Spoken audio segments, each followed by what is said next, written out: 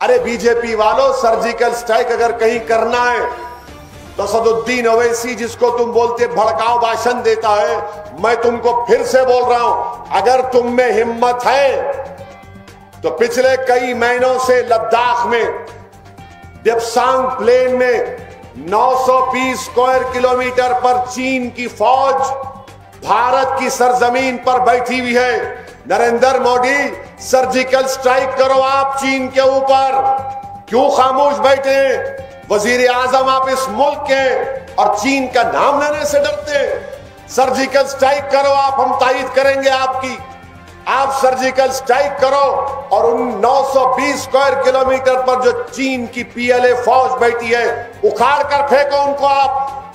जो 20 हमारे आर्मी के सिपाही मारे गए थे PP-15 के पास, जिसमें तेलंगाना का एक मेजर था, जिस जगह पर हमारे बहादुर सिपाही मर गए, उस जगह पर आज चीन बैठा है। वहां पर आंखें नहीं दिखाएंगे, वहां पर जाकर भारत की सरजमीन को हासिल नहीं करेंगे। और उनका एक प्यादा कहता है कि ओल्ड सिटी पर सर्जिकल स्ट्राइक करेंगे। क्या सर्जिकल स्ट्राइक करोगे? तुमने किया क्या हैदराबाद के लिए, बताओ।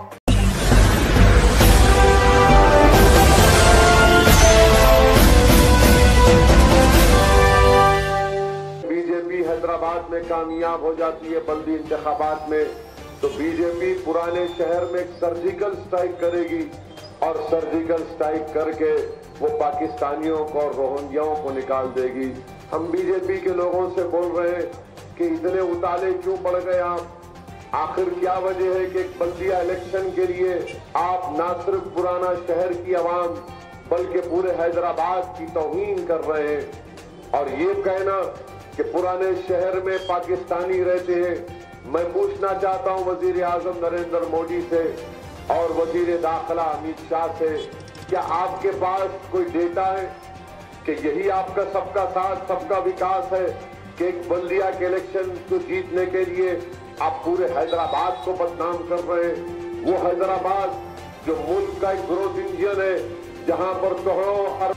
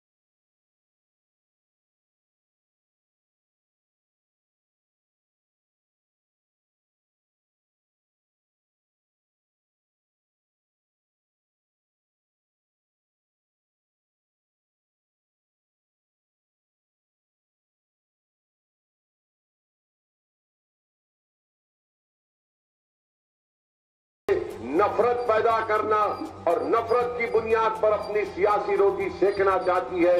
मजलिस पर इल्जाम कि मजलिस हिंदुओं के खिलाफ रहती है, मजलिस फिरका परस्ती करती है।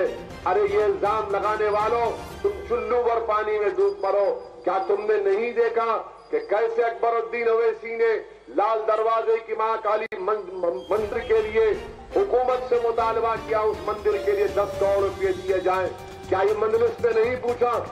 क्या हम नहीं जानते कि हमारे शहर में, इस इलाके में मुसलमान के साथ साथ हमारे हिंदू भाई भी बसते हैं, दलित भाई भी बसते हैं, सिख भाई बसते हैं, ईसाई लोग बसते हैं, हमारे मारवाड़ी कम्युनिटी के लोग जो बरसों बरसों पहले राजस्थान से आकर हैदराबाद को अपना मस्कन बना दिए, ये मजलिस करती है तो इनके पास इसका कोई जवाब नहीं है। मकसद सिर्फ एक ही है कि हमारे इस शहर का अमन को बर्बाद किया जाए। वाहियात किस्म की बातें की जाती है। इनका यही है कि देख लिए, बीजेपी ने देख लिया कि अब उनकी शिकस्त यकीनी है और वो इलेक्शन हार रहे हैं, तो फ्रस्ट्रेशन में, बौखलाहट में दिखाने को कुछ नहीं है कि हमने काम किया। अरे हम कह रहे हैं कि हमने ये काम किया और ये काम होना बाकी है। बीजेपी ये कह रही है कि हम शहर के अमन को खराब करेंगे। बीजेपी दिलों को तोड़ने का काम कर रही है और मजलिस दिलों को जोड़ने का काम कर रही है। बीजेपी अमन को खराब करना चाहती है और मजलिस अमन को मजबूत करना चाहती है। बीजेपी फिरका परस्ती को बढ़ाना चाहती है, मजलिस फिरका परस्ती को कम करना चाहती है। बीजेपी घरों में लाना चाहती है, हम घरों में अमन चाहते हैं। इसीलिए मैं आपसे अपील कर रहा हूं,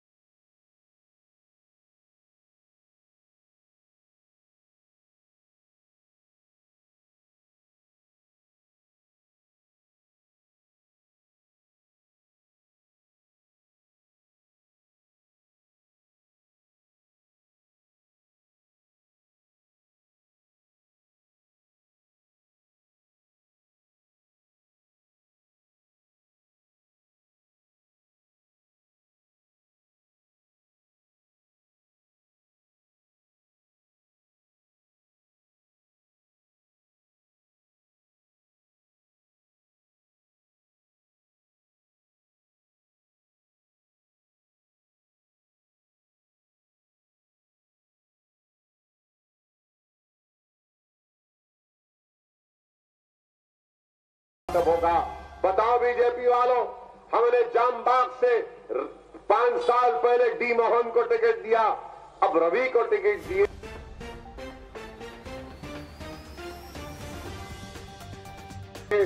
कारवान बलिंदर यादव को 5 साल पहले टिकट दिया गया था, वो कामयाब हुए, अब स्वामी यादव को टिकट दे रहे।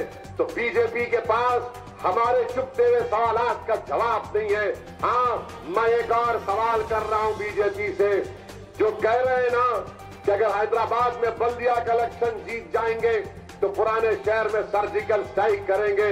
नरेंद्र मोदी, हम तुमसे कह रहे हैं, लद्दाख में डेप्सांग प्लेन में चीन की फौज पिछले 6 महीने से की जमीन पर 920 स्क्वायर किलोमीटर पर अंदर भारत की जमीन पर कब्जा करके बैठी है। ऐ बीजेपी वालों, हिम्मत है तो जाओ, जाकर सर्जिकल स्ट्राइक करो चीन की फौज के ऊपर। जो जमीन भारत की है उस जमीन पर चीन बैठा है। अरे तुमको हिम्मत नहीं है, मोदी की जबान पर चीन का नाम नहीं आता और तुम समझ रहे हो कि हैदराबाद में सर्जिकल स्ट्राइक करके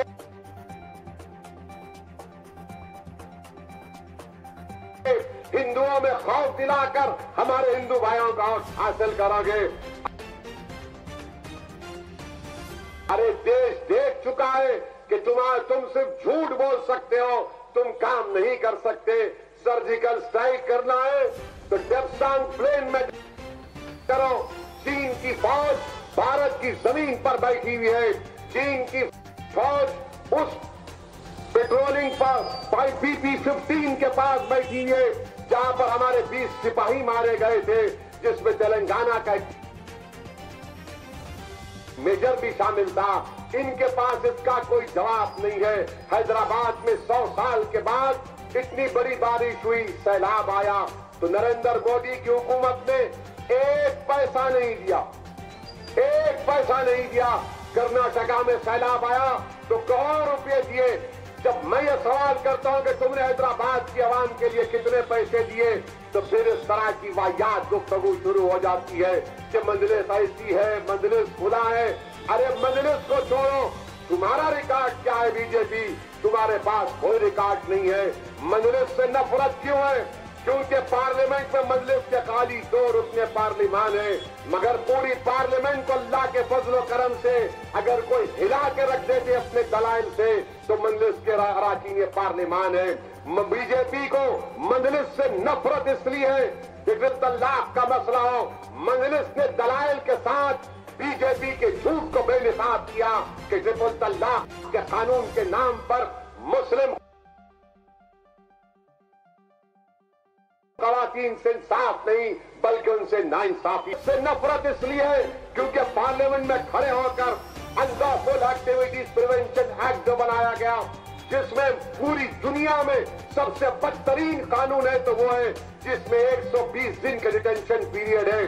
दलाइल के साथ मैंने कांग्रेस और बीजेपी को एक्सपोज किया, तो बीजेपी को उस बात की नफरत है। CAA का कानून मजलिस का वाहिद हम ही पार्टी थे जिसने मोदी के सामने कहा कि जिस तरह महात्मा गांधी ने सुफाइस्तान साउथ अफ्रीका में एक कानून को फाड़ा था, यह कानून आपका हुकूमत का संविधान के खिलाफ है, कॉन्स्टिट्यूशन के खिलाफ है, मैंने उस कानून को फाड़ दिया। तो बीजेपी को उस बात की तकलीफ है, बीजेपी को उस बात की तकलीफ है कि इनके 2 ही है, मगर 5 मिनट के अंदर दलाइल के साथ हुकूमत की तमाम गलतियों को बेनकाब कर देते हैं। इसलिए आज हैदराबाद में आकर झूठ पे झूठ बोले जा रहे हैं। इनका 15 लाख का वादा पूरा नहीं हुआ, 15 लाख का वादा पूरा नहीं हुआ, नौकरियां चले गई। मैं कहता रहा कि लॉकडाउन गलत है, गैर कानूनी है, और लॉकडाउन की वजह से मेरे भाई मुल्क में 15 से 20 10 से 15 करोड़ नौकरियां चली गई, करीब 2 करोड़ लोगों की तनख्वाहें कम हो चुकी है। लॉकडाउन की वजह से कहीं आमदनी नहीं है, गरीबी में इजाफा हो चुका है। ये सवालात का जवाब बीजेपी के पास नहीं है, तो बीजेपी फिरका परस्ती की बात करेगी, बीजेपी टेररिज्म की बात करेगी। यहाँ पर इतने रोहिंग्या है, अगर इतने रोहिंग्या पाकिस्तान में तो अमित शाह सो रहे क्या? अमित शाह को नहीं मालूम क्या कर रही आईबी यहाँ पे? क्या तुमको नहीं मालूम होता कितने लोगों के फोन सुनते तुम? सबका फोन सुनते, सबका मालूम तुमको, और तुमको ये नहीं मालूम।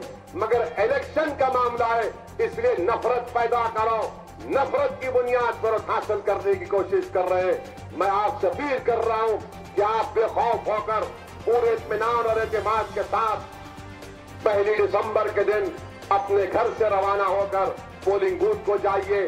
और अब के बार इलेक्ट्रॉनिक वोटिंग मशीन नहीं है, बैलेट पेपर है। बैलेट पेपर आपको मिलेगा और बैलेट पेपर पर जहां पर पतंग का निशान आपको नजर आएगा, आप मोहर उठाकर पूरे इत्मीनान और एतमाद के साथ उस पतंग के निशान के ऊपर आप बैलेट पेपर पर अपना मोहर लगाइए। मोहर इसलिए लगाइए, ये इलेक्शन सिर्फ काउंसलर के जीतने का नहीं है। आप जानते हैं ये इलाका मजलिस की शुरुआत के दिनों में यहीं से मजलिस उठी थी, यहीं से मजलिस पनपी थी। मैं आपसे अपील कर रहा हूं कि सिर्फ रुकने बल्दिया जीतने का इलेक्शन नहीं है, सिर्फ बर्की आबरसानी और नल के मसाइल को हल करने का इलेक्शन नहीं है, बल्कि ये आपकी क़यादत को मजबूत करने का इलेक्शन है। पूरे मुल्क के हालात आप देख रहे हैं कि कैसे बातिल ताकतें आकर माहौल को बिगाड़ रही है। अगर ये बातिल ताकतें हमारे घर के दरो दीवार तक आएंगी तो आपकी क़यादत इनका मुंह तोड़ जवाब दे सकती है। यही चंद गुजारिशात मुझे आपके सामने अर्ज करना था, और आपसे मेरी अपील है कि अपना एक वोट पतंग के निशान पर मोहर लगाकर अपनी जमात को और अपनी पार्टी को कामयाबी से हमकिनार करिए। बीजेपी सिर्फ झूठ बोल सकती है। मुझे एक वाकया याद आ रहा है कि मैंने हैदराबाद के एक मशहूर जोकर से सुना था। बेचारे उन्होंने कहा था कि कोई 2 लोग शिकार करने गए, और शिकार करने गए तो एक आदमी को बहुत झूठ बोलने की आदत थी, लंबी लंबी फेंकता था। तो उसने कहा कि हमारे बाबा जो है शेर को मारे, टांग पे मारे तो उसके कान से खून निकला। तो उन्हें बोला ये कैसा हुआ मियां, टांग पे मारे तो कान पे कैसा खून निकला? तो बोले शेर कान खुजा रहा था इसलिए खून निकला। तो ये हाल है इनका, बस झूठ पे झूठ, सिर्फ झूठ बोलना, नफरत पैदा करना, यही इनकी पॉलिसी रही है। मेरी आपसे गुजारिश है कि आप अपना एक वोट इस्तेमाल करिए और अपनी पार्टी को कामयाबी दिलाइए। मैं यहाँ पर, इस जगह पर जब मैं यहाँ पर आया हूँ तो यहाँ पर मेरे को मसीहा और हमारे मिसबाउद्दीन और उनके भाई मोहम्मद की याद आ रहे हैं। अल्लाह उन दोनों की मग़फ़िरत करे। इन लोगों की बड़ी कुर्बानियां थी कि यहाँ पर इसी चौरस्ते पर दिन रात बैठकर आप आवाम की खिदमत करते थे। आज सुबह में मैं हमारे जुल्फ़िकार साहब के घर के पास गया, मेरी पुरानी यादें ताजा हो गई। आज से 25 साल पहले मैं हैदरगुड़े से साइकिल पर हमारे जुल्फ़िकार साहब के घर को आता था। इनके पास एक क्रिकेट टीम थी जिसका नाम यूथ क्रिकेट टीम था, और मैं आज इनको मोहब्बत से मामू बोलते हैं। तो माशाल्लाह दिखने भी मामू नजर आ रहे हैं। आजकल उस जमाने में नहीं थे उससे, अब काफी मामू हो गए। तो यकीनन ये तमाम मजलिस का, यहीं से तो आपने जमात को आगे बढ़ाया। जिस चिराग को आपने रोशन किया, अल्हम्दुलिल्लाह उस चिराग की रोशनी अब बिहार तक फैला के फजल व करम से बिहार में मजलिस के 5 अरकान असेंबली कामयाब हुए। मेरी आपसे गुजारिश है कि यहाँ पर अपनी पोलिंग परसेंटेज को बढ़ाइए, एक एक वोट को इस्तेमाल करिए। नौजवानों से अपील है कि अपने बुजुर्गों को, अपने खानदान के अफराद को लेकर सुबह सुबह पोलिंग बूथ को जाइए और अपनी पार्टी को कामयाब करिए। मुझे एक और मुकाम पर जलसे में जाना है, इसलिए आपसे इजाजत चाहता हूँ। अस्सलाम वालेकुम व रहमतुल्लाहि व बरकातहू।